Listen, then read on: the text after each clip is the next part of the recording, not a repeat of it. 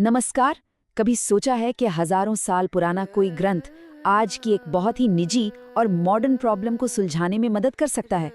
आज हम पोर्नोग्राफी की चुनौती को भगवत गीता के एक बिल्कुल अलग नजरिए से देखेंगे, और ये नजरिया हमें सिर्फ लक्षणों पर नहीं बल्कि समस्या की असली जड़ तक सोचने पर मजबूर कर देगा। तो चलिए शुरू करने से पहले एक बात बिल्कुल साफ कर लेते हैं। इस पूरी बातचीत का मकसद किसी पर उंगली उठाना या कोई उपदेश देना नहीं है। नहीं, यहाँ मकसद है एक साइकोलॉजिकल क्लैरिटी पाना, ताकि निंदा की जगह समझ ले सके। तो इस पूरी चर्चा का जो सबसे जरूरी आइडिया है वो ये है, जरा सोचिए, क्या हो अगर असली समस्या पॉर्न है ही नहीं? क्या हो अगर असली मुद्दा हमारे अपने मन पर से कंट्रोल का खो जाना है? सिर्फ ये एक विचार हमारे सोचने के तरीके को पूरी तरह से बदल सकता है। तो आइए सबसे पहले ये समझते हैं कि ये कैसे एक प्राचीन समस्या का ही एक नया रूप है। देखिए, गीता किसी खास टेक्नोलॉजी या आज की दुनिया के बारे में तो लिखी नहीं गई थी।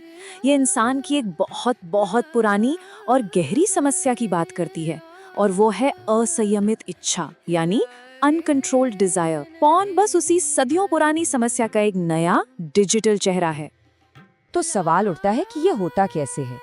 यहीं हम आते हैं हमारे दूसरे खंड पर, आत्मपतन की श्रृंखला।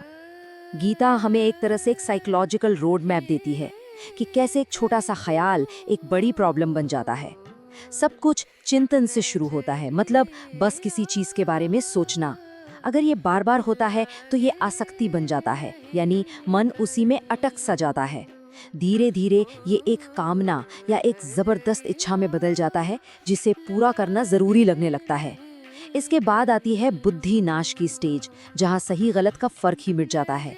और आखिर में होता है पतन, जहाँ इंसान का खुद पर कोई कंट्रोल नहीं रहता।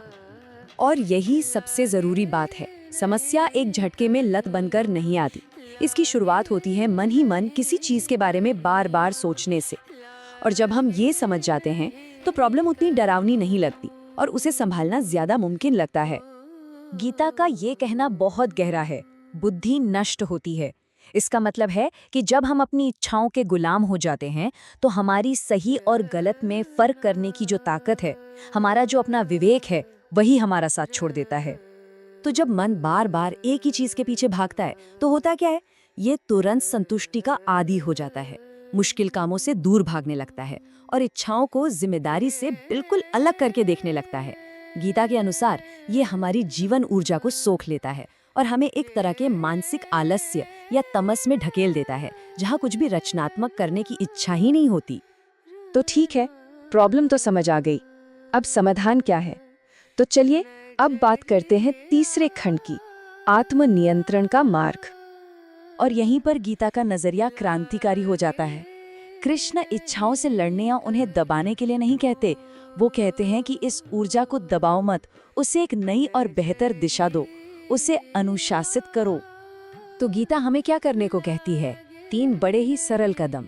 पहला, कर्म। अपने आप को किसी ऐसे काम में लगाओ जिसका कोई मतलब हो, चाहे वो आपका काम हो, कोई हॉबी हो या फिर एक्सरसाइज। दूसरा, इच्छाओं से लड़ो मत, उन्हें एक दिशा दो।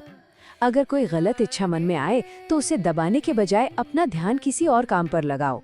और तीसरा, अर्थ चुनो, यानी वो काम करो जो पल भर की खुशी नहीं बल्कि लंबे समय का आत्मसम्मान और ताकत दे। ये तुलना बिल्कुल साफ है। एक तरफ है कुछ पल का सुख जिसके बाद एक लंबा खालीपन आता है, और दूसरी तरफ है थोड़ा सा प्रयास जो हमें लंबे समय तक चलने वाली मानसिक ताकत और आत्मसम्मान देता है। चॉइस हमारी है। और आखिर में हमारा चौथा खंड, पवित्रता नहीं शक्ति। इस सब का असली लक्ष्य क्या है? तो ये कंट्रोल खोने की असली कीमत क्या है? ये कोई बाहरी या शारीरिक चीज नहीं है। असली नुकसान हमारे अंदर होता है, हमारे ध्यान का, हमारी विल पावर का और खुद के बारे में हमारी अपनी सोच का। यही असली आत्मपतन है।